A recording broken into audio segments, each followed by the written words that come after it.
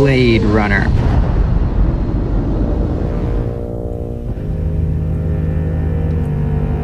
Citizen Kane. An oppressive city with towering skyscrapers and neon lights shining down the rainy streets below. Oligarchs in their tower deciding how to run the economy, the jurisdiction, and the citizens' lives.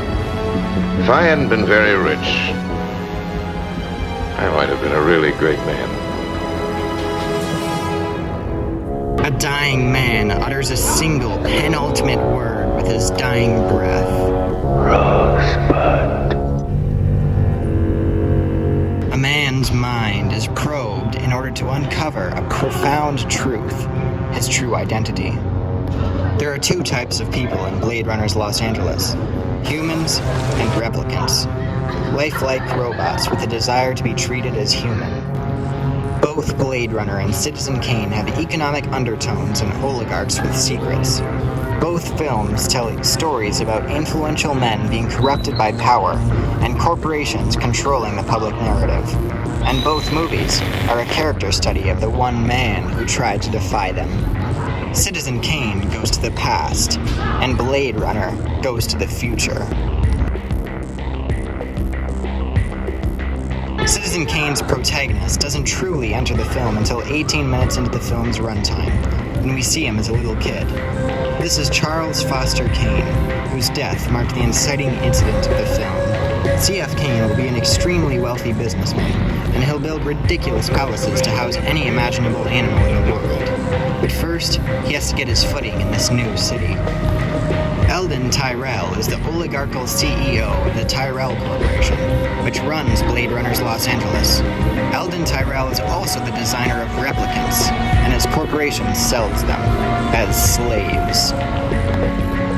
Both Eldon Tyrell and C.F. Kane are despicable men, with C.F. Kane being described as both a communist and supporting fascist ideas, with Eldon Tyrell capitalizing off of, essentially, human trafficking. While Blade Runner's Los Angeles is a more hardcore dystopia, I believe Citizen Kane's city was only a dystopia under C.F. Kane's rule. C.F. Kane, at one point, talked about being the president. He happens to be the president, Charles, not you. That's a mistake that will be corrected one of these days. And about controlling the media and the public narrative. Really? People will think... What I tell them to think. Replicants have been made illegal in Blade Runner's Los Angeles, and Rick Deckard leads them to retirement. He's a cop, a detective, a Blade Runner. Deckard's got a new case, a gang of 4 replicants who want a longer lifespan and are willing to kill to get it. Meanwhile, a new businessman comes to town. It's Citizen Kane. He takes control of his father's newspaper tycoon and makes a killing. Life is treating Mr. Kane well. Deckard does his job, successfully retiring a replicant named Zora, a member of Roy Batty's gang. She falls through the glass, surrounded by mannequins dressed exactly like her, symbolizing that she's nothing more than a mannequin herself. 2 wounds on her back appear in the spots where wings might be, symbolizing the gods tearing off her wings for breaking the barrier between the mannequin world and the real world. She lies dead, and Deckard has to live with being the instrument of her retirement. Mid-movie in Citizen Kane, we flash back to see some bad things start to go public about C.F. Kane, causing him to lose the election. Kane starts to fire his employees, and he builds an opera house, all for one singer.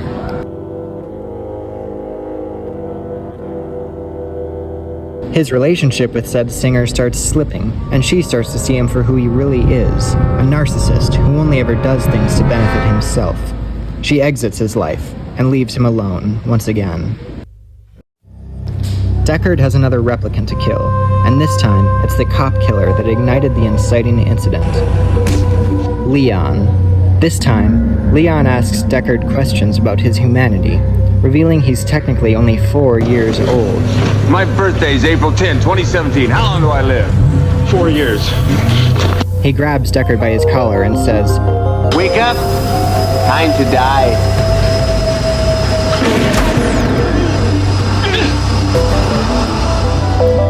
before Rachel retires him for good.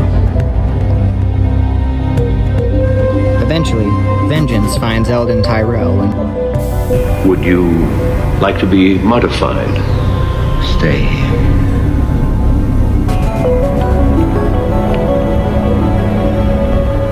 I had in mind something a little more radical. What seems to be the problem? Death. Death. Well, I'm afraid that's a little out of my jurisdiction. I want more life, Father. You were made as well as we could make you. But not to last. The light that burns twice as bright burns half as long. And you have burned so very, very brightly, Roy. Look at you. You're the prodigal son. I've done questionable things. Also extraordinary things. Revel in your time.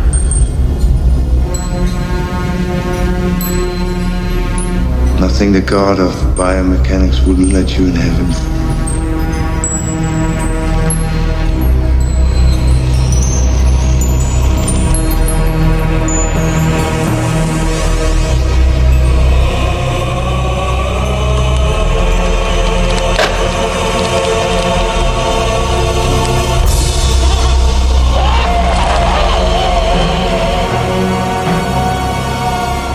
Eldon Tyrell is his god, his creator, and so he kisses him in an attempt to feel any sort of love he knows he should feel for his own father. But upon feeling nothing, he knows he must kill his god. This expertly crafted scene displays the humanity and villainy of these two characters, and Roy Batty's unquenchable thirst for more life. Alone, in his room, C.F. Kane destroys his collection of countless objects in anger. He stops suddenly and slowly picks up a snow globe. Before muttering the word Rosebud with everyone watching, he walks past them, stumbling to his death.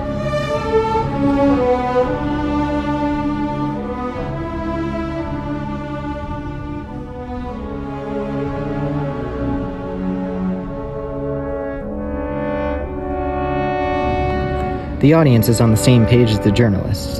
After hearing Kane's entire life story, they're unsure about what Rosebud means. What have you been doing all this time? Playing with a jigsaw puzzle?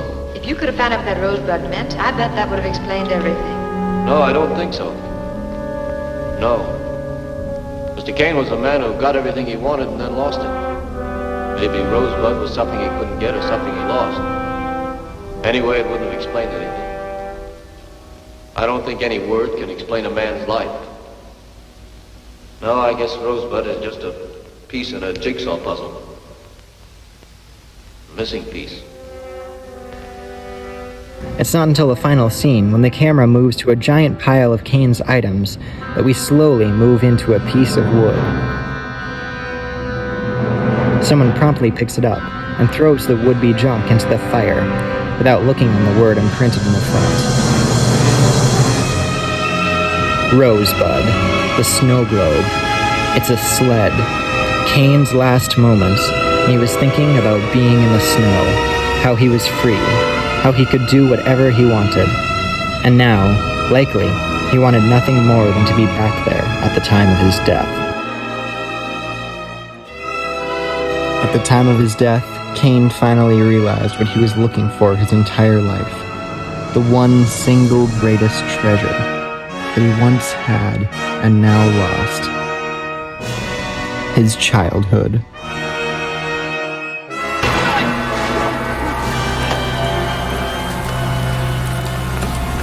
With the crooked corporate criminal dead, Deckard must hunt down his killer once and for all. Roy Batty. He corners him on a rooftop, but Batty's got something to say first. Quite an experience to live in fear, isn't it? That's what it is to be a slave. Roy Batty stands high above the city, dove in hand. Deckard hangs off the side of the building before Batty pulls him up for a final talk.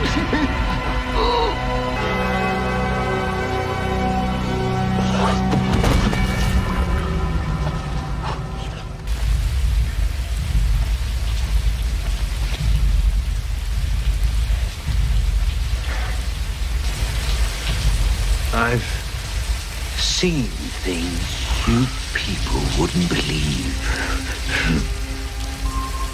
Attack ships on fire off the shoulder of Orion.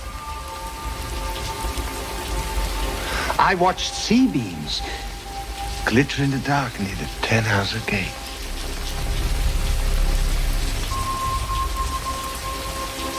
All those moments will be lost in time. Like tears in rain. Time to die.